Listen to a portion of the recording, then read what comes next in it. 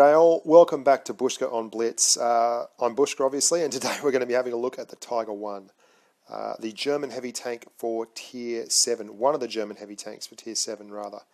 I've driven quite a few of the Tier 7 heavies and it's a corker bunch of tanks. The IS is the darling of many derpers out there with its huge alpha. The T29 is a monster hull down. The Tiger P, which is the brother of this tank in particular, has very trollish armour on the front. It's quite quick. The KV3, a lovely side scraper, and I don't really know much about the new Churchill Black print, so for the purposes of this review, it's persona non grata. Just quickly, the tech tree here, the German tech tree, you can go up either of these lines to go to the E100 on the mouse, the PZ35T, and they branch off there around to the DK3601H.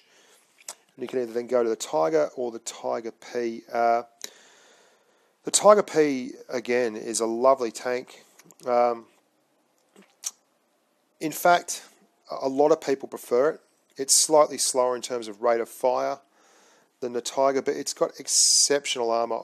However, for my purposes, I'd already ground this tank out and I rebought it after getting through quite a few Tier 10s and not having a Tier 7 heavy left. I played the T29, I played the IS, they're all up around 60% win rate, just like this tank. So they're all exceptionally good tanks, but they all have quite a niche. The T29, as I mentioned before, is a very good hull down tank. And the main defining factor of these tanks is their gun, and it really does channel you towards a certain style of play. Now, the reason I like this tank rather than the others, and I've sold all the others, is because as I've played the game longer, I've fallen more and more in love with tanks that give you excellent gun handling and allow you to take advantage of situations where you're not the top tier, you can't really derp away happily, you have to quite often play a second line tank, and that's where a tank like this can come into its own, even when it's playing at a Tier 8 or even a Tier 9 game. Mobility-wise, I mean, it's nothing to write home about. It did get a buff recently in the 1.5 patch, I believe it was, and it will get up to 40 kilometers an hour going downhill or something along those lines. But for the most part, it's nimble enough for a heavy tank to get to where it needs to go. Its armour does look quite low. It has frontally, it's only got 100 mils in the front and 82 millimeters on the sides and rear.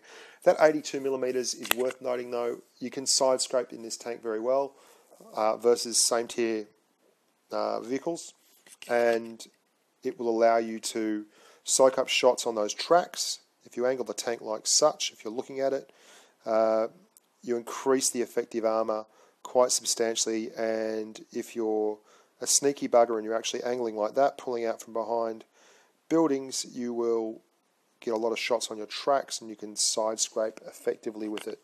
If you don't know what side scraping is, there's plenty of videos out there and you'll see a little bit of the way I angle this tank when I'm playing it in game. That's quite possibly the most important part about all the German tanks. If you look at the tree, it's a very, very rewarding tech tree if you go up it. A lot of these tanks here no one likes because they're not very noob friendly. If you start playing German tanks and you just face the tank, I came from a game called Battleground Europe originally in terms of tank warfare, and that was all about getting hull down. So the German line wasn't really suitable for me. I tried the American line first off and was quite successful with it. Even though I was a terrible tank driver, I would just find a hill and park a T32 or a T29 on top of the hill, and it was a very successful way of doing business. The German line, like the Tiger 1, the Tiger 2, the E75, and especially the E100, those top two tanks, they allow you to side scrape very effectively, and by angling your tank, you can increase the effective armour that the bullet has to go through quite substantially and catch shots on your tracks. Hence, I run a toolbox with this, giving a 25% repair bonus. I've also got a 20% increase in repair for modules, and obviously the tracks are a part of that, in 25% negative impact damage modules and such. So It's very good in terms of repairing your tracks and side scraping. The gun on this is what makes it. Just for instance, let's have a look here at the stats of the gun itself. The long 88, the 8.8 centimeter. Its dispersion is the best in its class out of the IS, the KV3, the T29, and the Tiger 1, the Tiger P. 0.34 dispersion at 100 meters. Now, that makes it a very accurate heavy. Most heavies across the game don't get nearly that much, get that accurate. It also makes it a heavy that has very good pen and can snipe right up to tier 9. 203 AP is your penetration on your standard rounds. Just to put that in perspective, the T54 has 201 pen on its standard armour piercing, and I find I can get around and snipe with that quite comfortably at 0.35 dispersion. This one, as a tier 7 heavy, 203 pen, means it's got the best pen in its class. It's also got a very quick firing gun, 8.57. The Tiger P has better armour, in my opinion, frontally, but the rate of fire is down in the 7s for its 88. The aim time's a bit of a letdown, 2.9, but if you look at the other tanks in its class, the IS has a 3.4 second aim time, the T29 2.7, and the KV3 3.4 again. The KV3 and the IS both share a gun. I'll show you here. If you have a look in the Russian tech tree, the IS, which I sold, lovely tank, but you know, sometimes they just have to go. It's looking at the 122mm D25T. Now you can see that's got a 400 alpha damage, so it can really kick hard, but only 175 pen. 175 pen it can actually be quite a drawback when you have to get through. You can go to your APCR, but if you're throwing gold rounds out and they're only doing 217 pen, you're a bit disappointed. In terms of dispersion, you can see they're 0.46. This thing cannot hit the side of a barn. If you're relying on it to snipe at 3.4 seconds and 0.46 dispersion, you're doing it wrong. It's a great tank, but for my purposes, I love the gun handling on the Tiger 1. Likewise, if we have a quick glance at the T29, and the T29 and the Tiger, for me, the IS, they're all around 60% win rate. They're very, very good tanks. Don't get me wrong, but I just prefer to play with this tank because it's got a nice rate of fire and it's very accurate. 0.42 dispersion. Massive dispersion. Really disappointing. 310 is your average damage on your armour piercing. It does have 198 pen, which again is very solid pen. Got a great gun in terms of pen, but its rate of fire is 5.47. So to put all that in perspective, your IS is about a round every 12 seconds. This is without gun rammer and vents, guys. You're looking at about a round every 12 seconds. T29 around about every 11 seconds. And your Tiger 1, you're looking at around about every 7 seconds. So you can see there's a huge difference there in terms of rate of fire.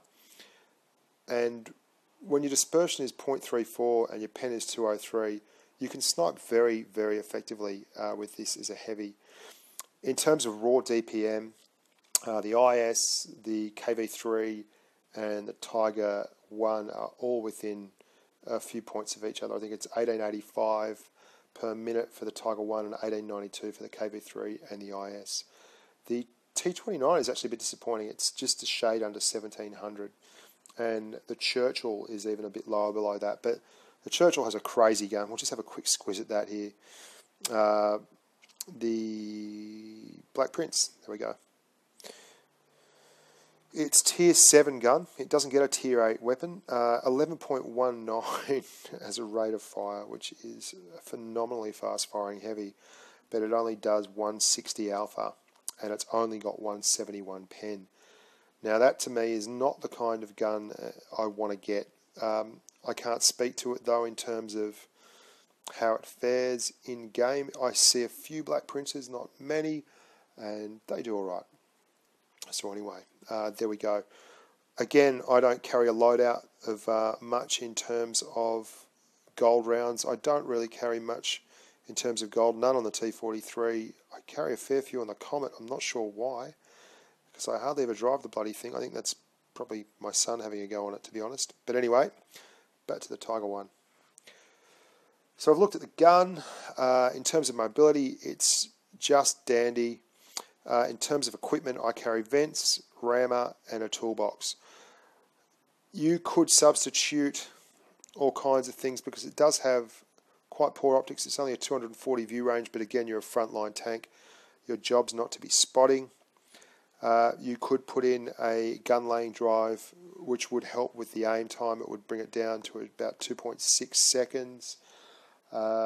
Which would be better than a T29 or something like that, but I don't find that the aim time is what holds this tank back at all. I'd suggest that having to angle your armour to make sure you get the job done is the biggest problem with this tank. Like all German tanks, your transmission, if you get hit in the very front glacis, low left, I believe it is, anywhere along there though, you'll quite often get set on fire, and you can be ammo racked in the middle on the side of the tank. I think I do ammo rack a Tiger One in one of these videos that we're going to have a look at. So it's a lovely looking tank. It's not terribly noob friendly. The gun's very good. The final gun's very good, but it's a tough grind without the engines and everything else. It's a tough tank to drive stock, whereas some of those the IS is just a brilliant tank to drive. Yeah, it's probably not the most noob friendly of tanks, but it is a tank where if you put the effort in, you'll get the reward back. So without further ado, let's have a look at some of the gameplay on the Tiger One. Now on the southern spawn here on mines, quite often it'll put you in a heavy out on the right flank, rather than head into the middle and be too late to really be effective and just get stuck there with nothing to side scrape off and no real way of angling the tank correctly. I'm going to head down the right flank with this IS. You can see we're up to about 40 odd kilometres an hour here. We get out a little bit quicker than the IS, but he does catch us on the hills and gives us a hand up. You can flank around here. There's buildings. You can side scrape off them if necessary. There's the hill that you can reverse angle into, and you'll quite often catch the enemy team ball watching, going up the hill, trying to get a shot on mediums as they cross over and fight aggressively at the top. We're going to do that with an IS, a Tiger, and a T29 here. You'll see me, I'll pop adrenaline in a sec when I get the opportunity, because there's a lot of good shots. And also, if you want to know where to ammo rack a Tiger One, just about here is a good spot. So he's gone, 2 shots, 1 tank down. We're going hell for leather here. You can see the accuracy of this gun. Very small windows, but it's firing very, very quickly. The IS on our right has done a couple of nice shots as well. This T29 does a good job. He heads for cover. I'm going to track him on the way there, but unfortunately not early enough to stop him. He's going to use a kit, get going, and he will be hull down there. Now I know I'm in a bad spot, so I'm going to reverse up. I'm going to take one on the noggin as I do so. I'm bouncing a quick shot there off the top of his turret. Now I don't really have a lot of options here. T29 is a very, very strong hull down tank, but I'm waiting to see him fire at the IS on my right hand side. He does so, and then I'm going to go for a very tough shot on the top of his turret. You'll see here on his commander's hatch we get that. Now that's a hard shot to pull off, and I won't get it again, but you can see the accuracy of this gun. The T29 with .42 dispersion would have no chance of that. Likewise the .41 on .46 on the IS. But however, we do have him on toast now. That initial burst really cleared him out, and you can see the accuracy of this gun. Watch this, a very tight little shot there, just above his track. Not much margin for error. We're just side scraping off this hill. You can see the reverse angle in. Lets us basically pick and choose, and he can't get a good shot at us. The effective armour's too much. He doesn't want to waste a shot. He's going to turn his turret ever so slightly and we'll nail him. So a good example of the damage output of this tank. It's very strong, nearly 1900 DPM, and if you get in a situation like that, pop your adrenaline and you'll just fly through them like a knife through butter. You can see there we've hit that stug on the move. No problems whatsoever, no slowing down.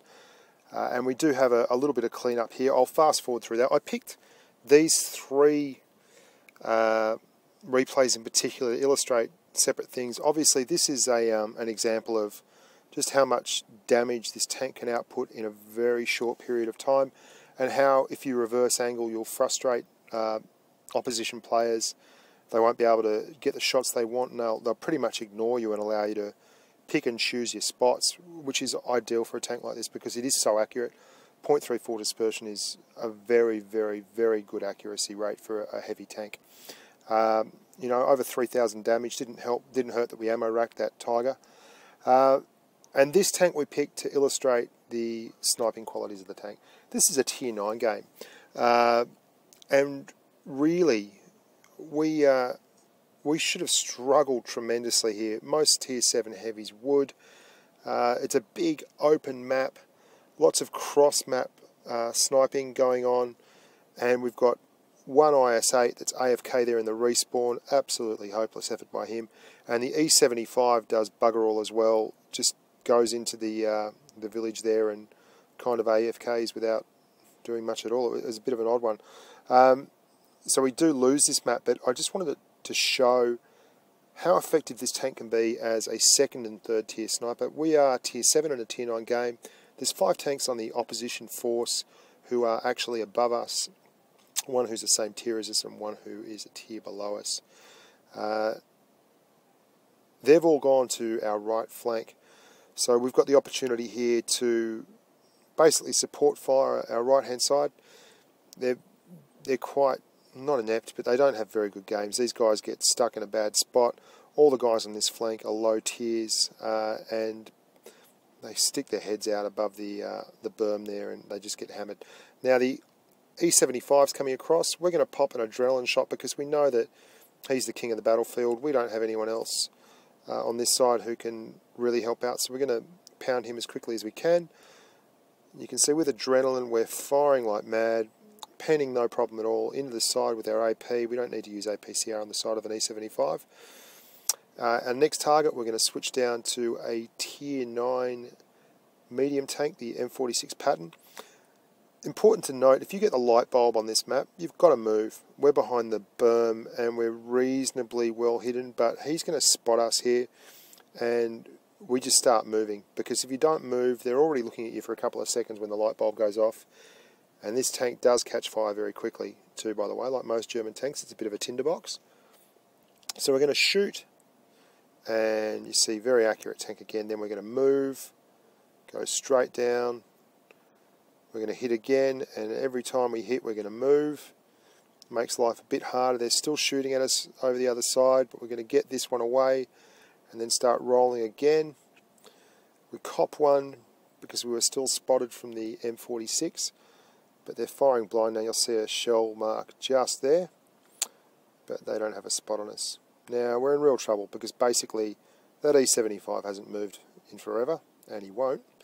The IS-8's AFK back in respawn and never did anything, and we're now the only active tank on the team. And I don't know what's in the middle of Ferdinand's, but I reckon it's a bloke, a skeleton on a bike, because I always fire through the middle of them, and you can see like that there, never get any joy for it. So we've bounced a bunch of shots. We're angling when necessary. We're going to use the skeleton of this tank here. There's a VK down here who's real trouble for us. We can't pen him without APCR, and even with APCR with only a couple of very weak spots, because he's a decent driver and he's not going to give me his sides or his flanks. So we do hit his commander's hatch, which is an exceptionally difficult shot. And you should know by now, obviously, I love the way that this gun fires. It gives you the opportunity, even as tier 7, to do a little bit of love. We're going to put 2 very quickly into the side of this T44. I don't think he was expecting that. And bounce another one from the VK.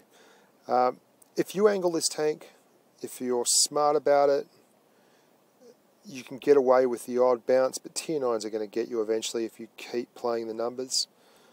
This T44, now I know that average roll-wise he shouldn't be able to do over 300, so I'm going to go over there and try and just trade hit points with him and get another win before the cap gets sorted out, and before they realise that my IS-8 is actually AFK and is not going to help. Now, this is what having 203 pen will do for you. I go through the actual mantle of the T44's gun here. If you just watch, not much of a margin for error on the shot. We're both going to get each other, and he comes off second best. And that's it really. You can see this tank, even though this is a losing fight, that E75 is now gone. I don't know what he was doing. Even though this is a losing battle for us, we far outstripped the rest of the team in terms of damage. We played within the tank's capabilities, and really that's all you can do as a tier 7 and a tier 9 game. We get another one into the VK here, but it's all over. He's being aggressive, and he's got a much bigger hit point pool to go through than I do, and he can afford to just take this one and give me one back. So, yeah, that was it. But I really liked the way the tank performed in that game, tier 9, as I stated.